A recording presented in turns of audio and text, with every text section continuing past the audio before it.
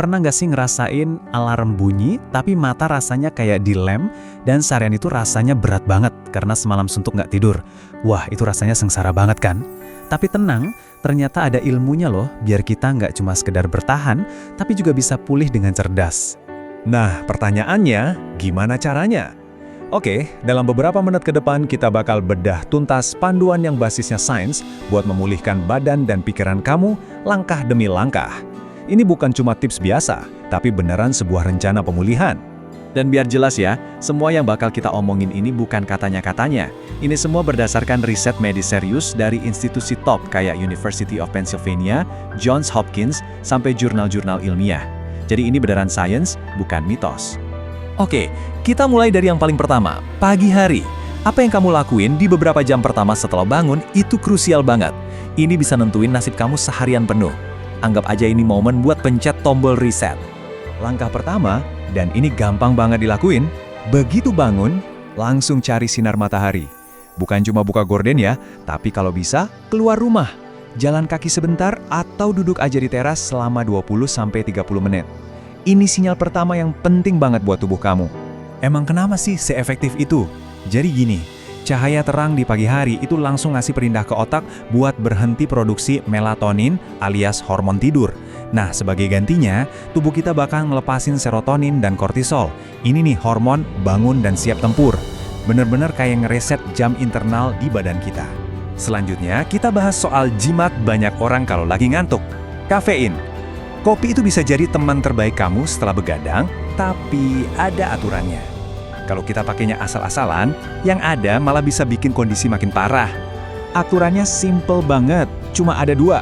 Pertama, jangan kebanyakan, maksimal 400 mg sehari, itu kira-kira setara 4 cangkir kopi lah. Kedua, dan ini yang paling penting, jangan pernah minum kafein lagi setelah jam 2 siang. Kenapa? Soalnya efek kafein itu bisa tahan berjam-jam, dan kalau kamu minum sore-sore, tidur malam kamu berikutnya pasti keganggu. Wah, bisa jadi lingkaran setan deh. Gampangnya gini deh, di otak kita ada zat kimia namanya adenosin.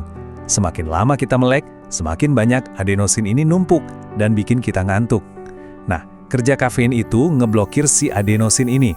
Tapi ada tapinya nih. Riset dari Johns Hopkins nunjukin kafein itu bikin kita sering buang air kecil, bisa-bisa dehidrasi. Kalau dehidrasi ya makin lemes. Jadi ingat ya, setiap minum kopi wajib diimbangi dengan minum banyak air putih. Nah, pas sore-sore biasanya serangan ngantuk datang kan? Parah banget rasanya. Godaannya pasti pengen langsung tidur berjam-jam. Tapi tahan dulu. Senjata rahasia kita sebenarnya adalah tidur singkat, alias power nap. Kuncinya itu ada di durasi. Ingat-ingat ya angkanya, 10-20 menit. Bukan kurang, dan yang paling penting jangan lebih dari itu. Menurut riset dari University of Pennsylvania, durasi segitu tuh pas banget buat nyegerin otak tanpa ada efek samping yang aneh-aneh. Kenapa sih harus sesingkat itu? Jawabannya, buat ngehindarin yang namanya inersia tidur. Pernah nggak sih bangun tidur malah jadi pusing, linglung, kayak ini di mana? Dan malah makin capek? Nah, itulah inersia tidur. Ini kejadian kalau kita kebangun dari fase tidur yang dalam. Coba deh kita bandingin, tidur singkat 10-20 menit itu bikin kita seger lagi, fokus balik. Pilihan ideal pokoknya. Tapi, kalau kita kebablasan tidur lebih dari 30 menit, tubuh kita masuk ke fase tidur dalam. Pas bangun, kena deh inersia tidur. Bukannya seger, malah jadi makin parah rasanya. Oke, sekarang kita ngomongin bensin buat badan kita. Setelah begadang, badan kita itu lagi dehidrasi, dan sistem energinya lagi kacau balau. Makanya, apa yang kita makan dan minum itu jadi penentu segalanya.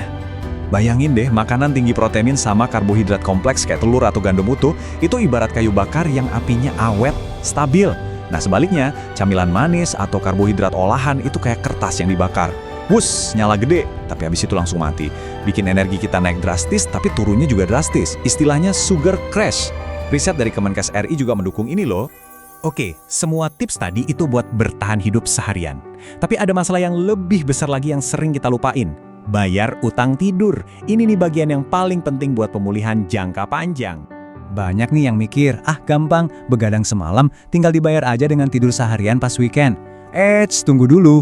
Menurut temuan krusial dari jurnal PLOS ONE, ternyata itu nggak cukup buat mengembalikan fungsi otak kita, kayak fokus dan kemampuan ngambil keputusan jadi normal lagi.